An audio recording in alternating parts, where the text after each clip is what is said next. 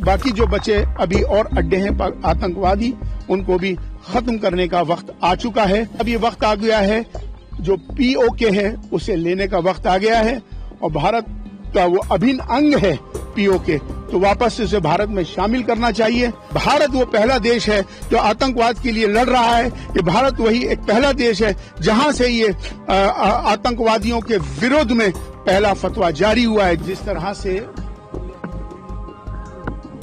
पहलगाम के अंदर आतंकवादी हमला हुआ और उस आतंकवादी हमले में जिस तरह से नाम पूछकर मासूम टूरिस्टों को निर्मम हत्या कर दी गई, ये बहुत निंदनीय हुआ, बड़ी घटना है।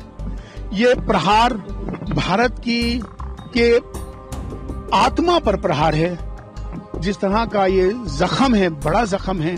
जिस तरह से हमारे देश के प्रधानमंत्री नरेंद्र मोदी जी ने जो कहा कि उन देशों के साथ जब तक बातचीत नहीं होगी कि जब तक वो आतंकवाद को खत्म नहीं कर देते, और जिस तरह से अभी ये सारे मामला जो हुए हैं, जिस पर हमारे भारत ने, हमारी आर्मी ने, फौज ने, सेना ने जो मुकाबला किया और उस मुकाबले के अंदर जो उन्होंने जवाब दिया ऑपरेशन सिंदूर, ये ऑपरेशन सिंदूर उन विधवाओं के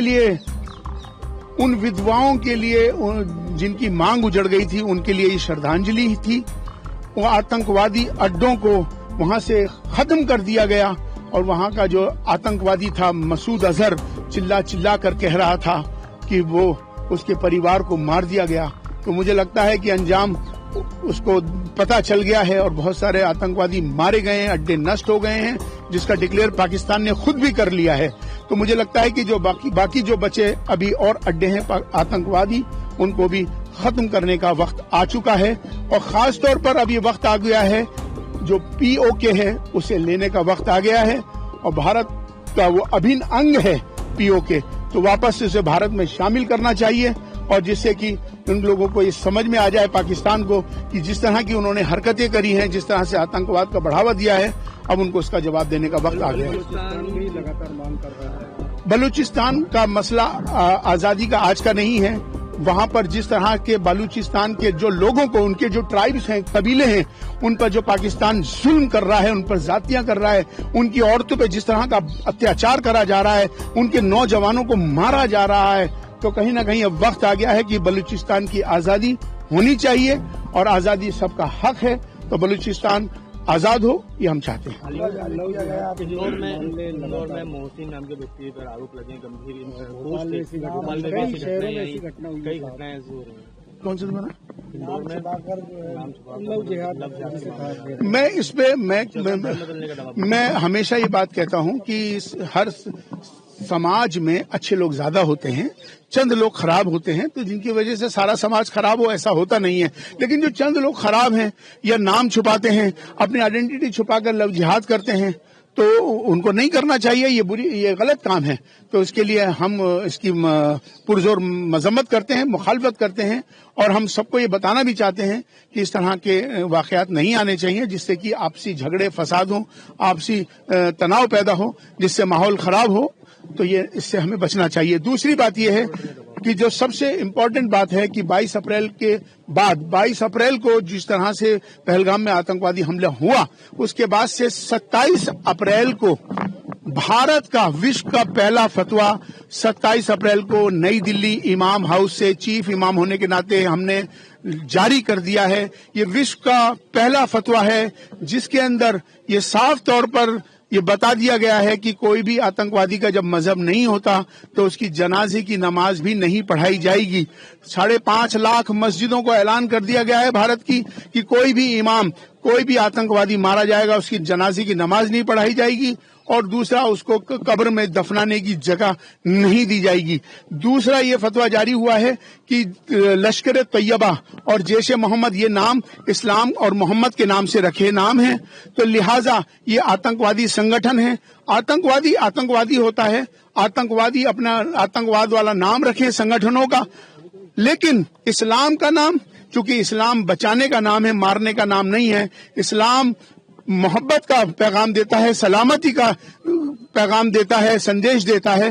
तो इसलिए हमने ऐलान किया है कि जैश ए मोहम्मद, लश्कर ए तोयबा, जमात उद दावा, इस्लामिक स्टेट, जितने भी इस्लाम के मोहम्मद के नाम से जितने संगठनों के नाम हैं, फौरन उनको हटाया जाए, उसका हमने ऐलान कर दिया है 27 अप्रैल को। ये फतवा विश्व का पहला फतवा है। भारत वो पहला देश है जो आतंकवाद के लिए लड़ रहा है। ये भारत वही एक पहला देश है जहां से ये आतंकवादियों के विरोध में पहला फतवा जारी हुआ है, जबकि पूरे विश्व में 57 देश हैं मुसलमानों के, लेकिन आज तक किसी ने उन संगठनों के खिलाफ ना तो फतवा जारी किया ना उसका ऐलान किया। तो भारत ही एक ऐसा देश है, चीफ इमाम होने के नाते हमने फतवा जारी कर दिया है। तो किसी तरह से भी लश्कर ए तोयबा, जैश ए मोहम्मद को नाम हटाने पड़ेंगे, ये हमारा फतवा जारी हो चुका है। मेरा एक सवाल है, आपने कहा 57 देश हैं इस्लाम के, तो बलूचिस्तान के लोगों का ये कहना है कि फिलिस्तीन के लिए तो सब बोल रहे हैं, लेकिन बलूचिस्तान के लिए कोई आवाज ही नहीं उठा रहा है, ना उनको किसी का समर्थन मिल रहा है, इतने अत्याचार हो रहे हैं उसके बाद। देखिए, मैं आपको एक बात बता देना चाहता हूं कि बलूचिस्तान में जो अत्याचार हो रहा है वो बहुत ज्यादा आज से नहीं हो रहा। वो काफी अरसे से पाकिस्तान बलूची कबीले, जो कबाइले हैं, उनके ऊपर हमले हो रहे हैं, उनकी औरतों पर जुल्म ज्यादतियां हो रही हैं, उन पर बहुत अन्याय किया जा रहा है। तो अब मुझे लगता है कि अब वक्त आ गया है आजादी का। बलूचिस्तान अपनी आजादी की आवाज काफी पहले से उठा रहा है, तो बलूचिस्तान आजाद हो। और दूसरा, चाइना के अंदर जो मुसलमानों पर जो जुल्म हो रहा है उसकी कोई बात क्यों नहीं करते हैं वो 57 देश। सबको करना चाहिए। जो चाइना के अंदर जो मुसलमान हैं उन पर चाइना किस तरह से जुल्म करता है, तो हमें सबको ये चाहिए कि जुल्म कहीं भी हो, किसी के साथ भी हो, जुल्म जुल्म है, जुल्म नहीं होना चाहिए। बांग्लादेश में यूनिस सरकार को बांग्लादेश की सेना ने अल्टीमेटम दे दिया, चुनाव कराई, क्योंकि हमने देखा बांग्लादेश में बर्बरता हुई, हिंदुओं के साथ में तमाम चीजें हुई, और यूनिस सरकार जो है चीन के साथ मिलकर भारत खिलाफी कदम उठाती है लगातार। बिल्कुल, यही तो दुख की बात है। आज बांग्लादेश, जब बांग्लादेश बना था तो सहयोग किसने किया था? भारत ने सहयोग किया था। और आज तक उसके इंफ्रास्ट्रक्चर को डेवलप करने में, उसके विकास को करने में सबसे बड़ा योगदान और सहयोग भारत का रहा है।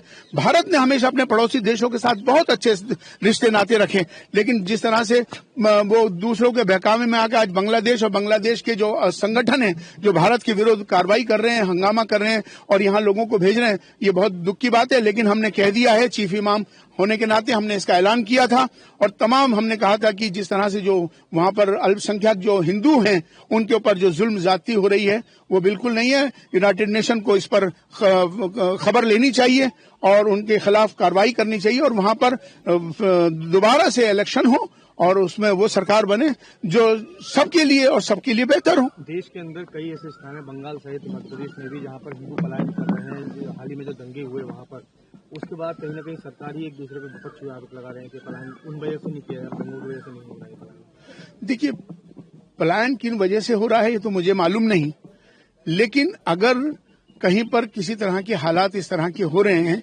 कहीं फसाद, नफरत, माहौल कहीं खराब हो रहा है, तो उस समाज को, सभ्य समाज को आपस में बैठकर सुलझाना चाहिए, ना कि पलायन करना। पलायन समाधान नहीं है। हमें अगर आपस में, हम भारत में रहते, एक परिवार है भारत, हम एक मिल के रहेंगे, प्यार से रहेंगे, मोहब्बत से रहेंगे, तो इख्तलाफ खत्म होगा। तो संवाद एक ऐसा माध्यम है कि जिसकी वजह से सारी प्रॉब्लम्स दूर हो सकती हैं, चाहे वो समाज हो, चाहे वो संगठन हो, सबको मिलकर हर संवाद को बरकरार रखना चाहिए। संवाद के जरिए से गलतफहमियां दूर होनी चाहिए। आपस में मंदिरों से, मस्जिदों से, मठों से, गुरुद्वारों से, उनके धर्मगुरुओं को चाहिए कि वो जो इस तरह की जो नफरत की बातें हो रही हैं, माहौल बन रहा है, उसको दुरुस्त करने में धर्म के लोग आगे आए। जनसंख्या नियंत्रण को लेकर क्योंकि जैसे विश्व की सबसे बड़ी आबादी जो है वो भारत की हो चुकी है। मैं समझता हूं कि ये विषय राष्ट्रीय विषय है और नेशनल इंटरेस्ट पर हमको ये ध्यान रखना चाहिए कि राष्ट्र प्रथम होता है। जहां राष्ट्र हित में, राष्ट्र के विकास में, राष्ट्र के सवाल पर कोई बात आए तो हम सबको एक होकर होना चाहिए, ना कि उस पर राजनीति करनी चाहिए। ये राष्ट्रीय विषय है, राष्ट्र प्रथम है, इसका ख्याल हमें सबको रखना चाहिए। जब जब कार्रवाई करती है विपक्ष खड़ा हो जाता है। हाल ही में राहुल गांधी ने, मल्लिकार्जुन खड़गे जी ने फिर से सवाल खड़े करना चालू कर दिया। बिल्कुल गलत है। मैं कहता हूं कि विपक्ष को ये करना ही नहीं चाहिए। विपक्ष ने जो इस तरह से करके जो पाकिस्तान को इससे हिम्मत मिलेगी और इनकी जो वीडियोज हैं वहां जाएंगी, उससे उसको अपनी बात को जो कह रहा है उसकी बात उनको पक्की हो जाएगी। तो ये आतंकवाद का जंग है और इस जंग में हम सबको एक होना चाहिए, इस पर राजनीति नहीं होनी चाहिए। ये जंग आतंकवाद के विरोध में है तो मुझे लगता है कि विपक्ष को मैं तभी ईमानदार मानता कि जब वो 2014 के बाद से प्रधानमंत्री नरेंद्र मोदी जी ने जो भी कार्य किए उनकी एक दो काम की सराहना करते, हम विपक्ष को ईमानदार मानते। उनके हम ईमानदार, सवाल ये निशान मेरा विपक्ष पर है कि आज तक उन्होंने, विपक्ष ने कोई तारीफ ही नहीं करी किसी काम की। तो कहीं ना कहीं मेरा सवालिया निशान विपक्ष पर है। कहीं ना कहीं विपक्ष जो है गुमराह है। और मुझे लगता है कि ये जो आतंकवाद के मामले में पूरा देश जब एक हो गया तो एक होकर करने में ही तभी आतंकवाद का मुकाबला कर सकेंगे। प्रभातखबर.com, विश्वास वही, रफ्तार नहीं।